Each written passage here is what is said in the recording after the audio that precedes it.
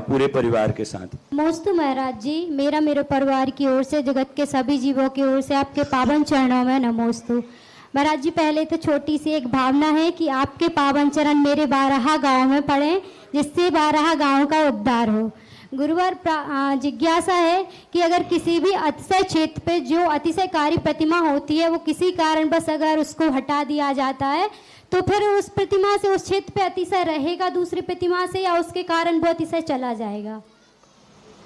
अब देखो, इस संबंध में कई प्रसंग देखे जाते हैं। कितनी अतिशयकारी हो, लेकिन वो मूर्ति खंडित हो, सदोष हो, तो अब अतिशय बचे या न बचे, विचार तो। कितने शक्तिशाली महाराज हों, यदि प्राण निकल गए तो उनको तो फिर जलाना तो अब क्या करते। ठीक है, वो अतिशयकारी है, महान है, चाहे वो कुंद स्वामी हो, चाहे अपने पूज्य गुरुदेव आचार्य विद्यासागर हों, इतने मूलवान, लेकिन क्या कर सकते।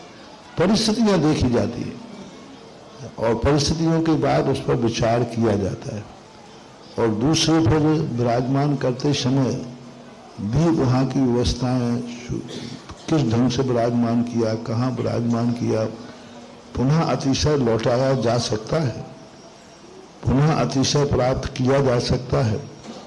वो अतिशय को दूसरी प्रतिमा में भी स्थापित किया जा सकता है, बस करने वाला चाहिए। कोई चीज जब असंभव नहीं, उसकी सब चीज की साधना है, तपस्या है। यदि साधु साधना साधक है तो बराबर वो नई प्रतिमा में भी वही अतिशय स्थापित कर सकता है जो प्राचीन मूर्ति में हो। बराबर वो नई प्रतिमा में भी वही अतिशय स्थापित कर सकता है जो प्राचीन मूर्ति में होता है। जब भी अतिशय की बात आती है, गुरुदेव विभिन्न नाम तो लेते हैं, पर आप और हम सब जानते हैं कि कई मंदिर ऐसे थे जहां पर लोगों ने जाना बंद कर दिया था। एक उदाहरण हमारे पास में ही हनुमान ताल है, और आज वहां पर अभिषेक के लिए लाइन लगती है। और एक अतिशय तो आज ही देखने को मिला कि इंद्रदेव बरस रहे थे, पहले छाया, फिर धूप, फिर बरसात, और जैसे ही तारादेवी नगर के पास गुरुदेव आए तो गुरुदेव ने क्या बात की होगी इंद्रदेव से, वो तो मैं नहीं जानता, पर पूरे तारादेवी के लोग आगबानी कर रहे थे। वर्षा रुक गई थी, और मुझे लगता है शायद गुरुदेव ने धीरे से कह दिया होगा कि बेटा रुक जाओ, अभी मेरा संग एक हो रहा है, चुल्लक जी पीछे हैं, एक हो जाने दो, फिर तुम्हें जितना हो बरस लेना।